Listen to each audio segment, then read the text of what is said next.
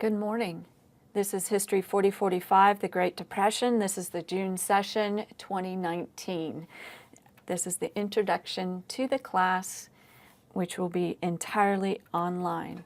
My name is Dr. Chris McCusker. I hold a PhD in History, Ethnomusicology, and Folklore from Indiana University. I graduated in 2000. As an historian, I study music as the outcome of historical change. I also have a master's degree from the University of Kansas and a bachelor's degree from UMass Amherst. I've been at MTSU for 19 years, but I've been in a classroom for 26 years. I have several specialties as an ethnomusicologist. My first book was on early country music radio programs called Barn Dances. You'll see some of this research in this class this summer.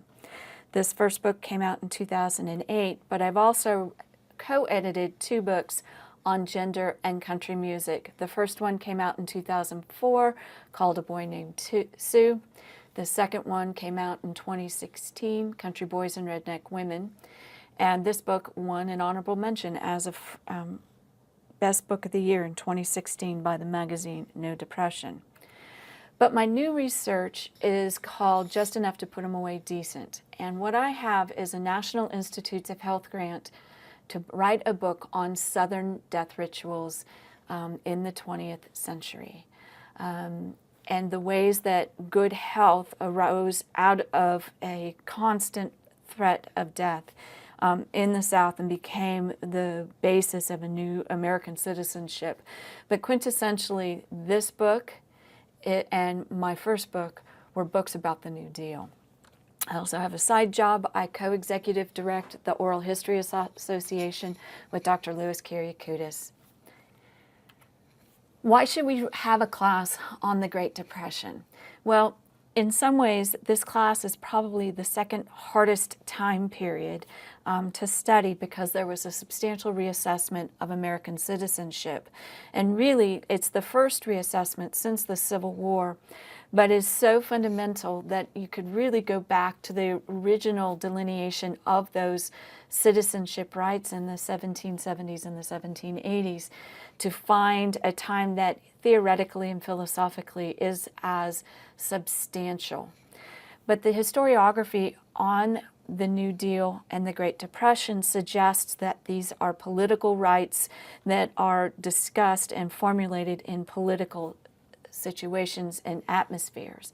But as a cultural historian, part of my work has been to suggest that citizenship and other questions of political rights those discussions occur in cultural arenas like radio, for example, or movies as well. And so this class is about the ways that you may or may not see those intersections between political history and cultural history. Now, as you know, this class is an online class exclusively. Unless you come and seek me out in my office, we will never see each other, unfortunately. There are 6 sections to this class. It opens on May 29th, although the official first day of the semester is June 3rd. There is a section 0, which is foundational issues.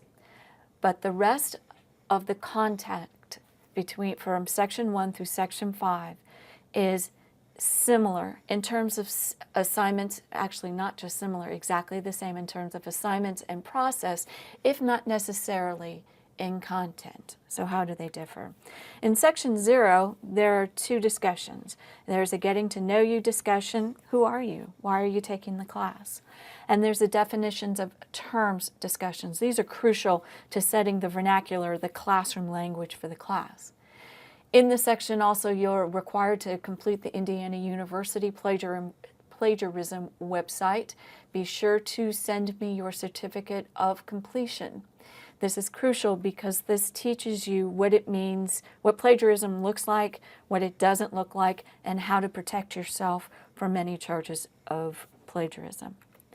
The rest of the sections, again, are exactly the same in terms of process, if not in terms of content.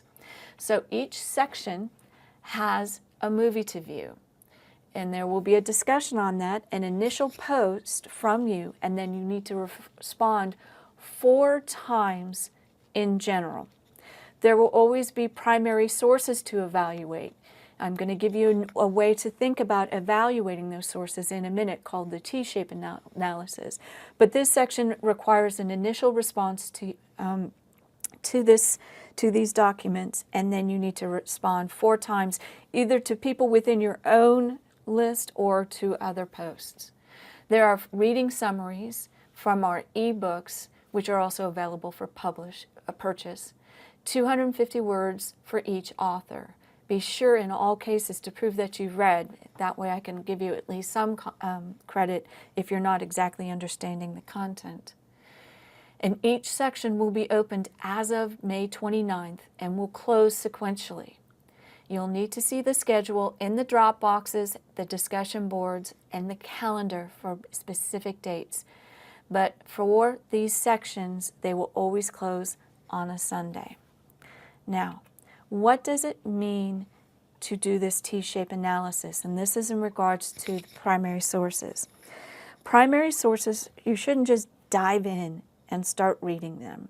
There should be 2 steps to thinking about primary sources as dynamic documents from the past. And so the first step should be, what is the information about the source? So who wrote it? When did they write it? Why did they write it? Who's the audience? Think about those issues as a way to think about what these documents mean. So for example, we'll be reading letters from everyday Americans to Franklin Roosevelt.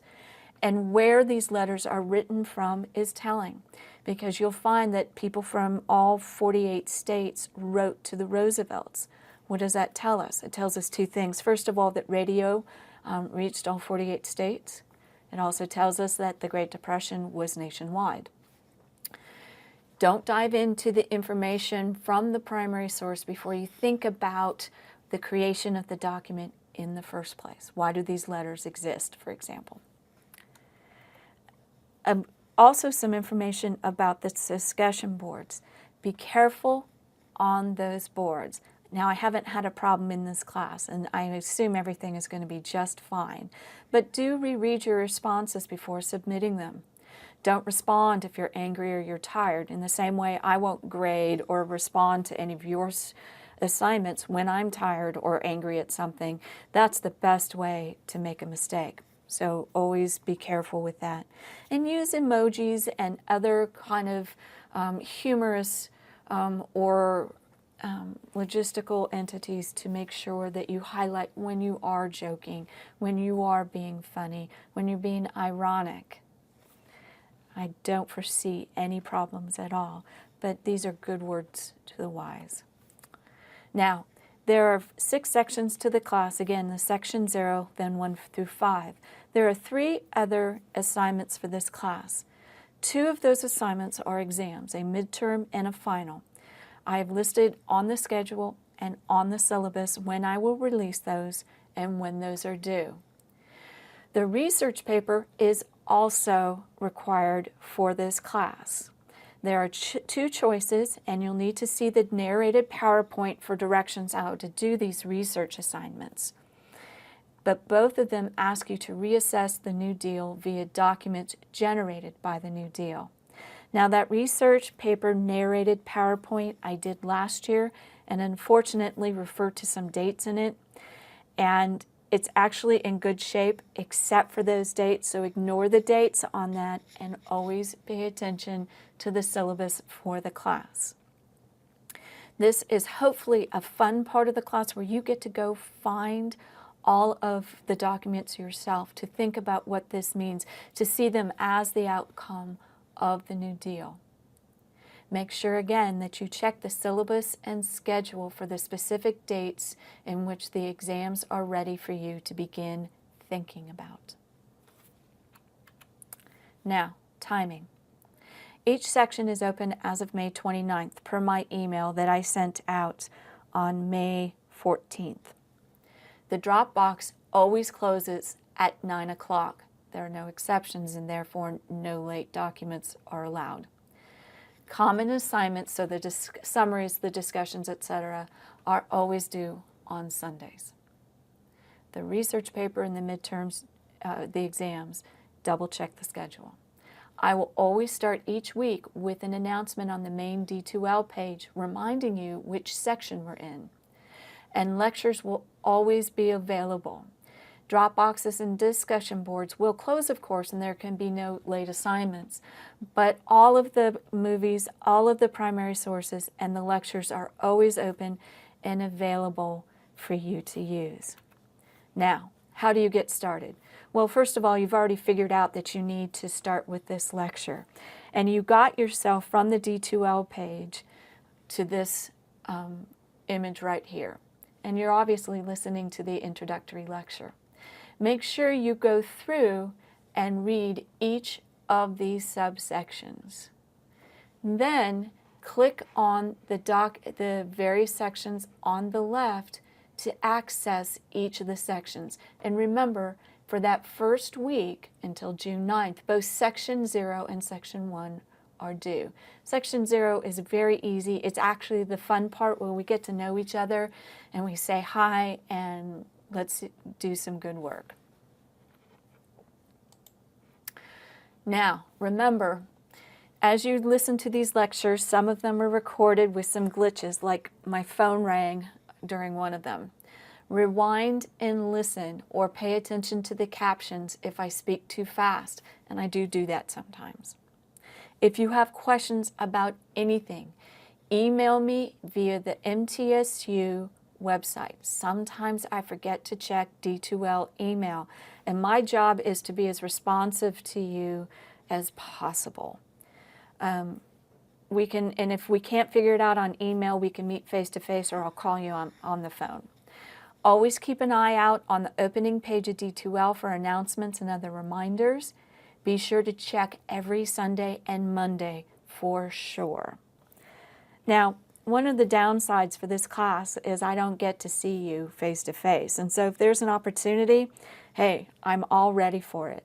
Mondays and Tuesdays, you can find me in the Oral History Association office in Peck Hall 217 between 8 a.m. and noon. Or you can meet me at my second office, Just Love Coffee at 129 MTCS Boulevard. You got to make an appointment with me first because you don't know if I'm going to be there or not.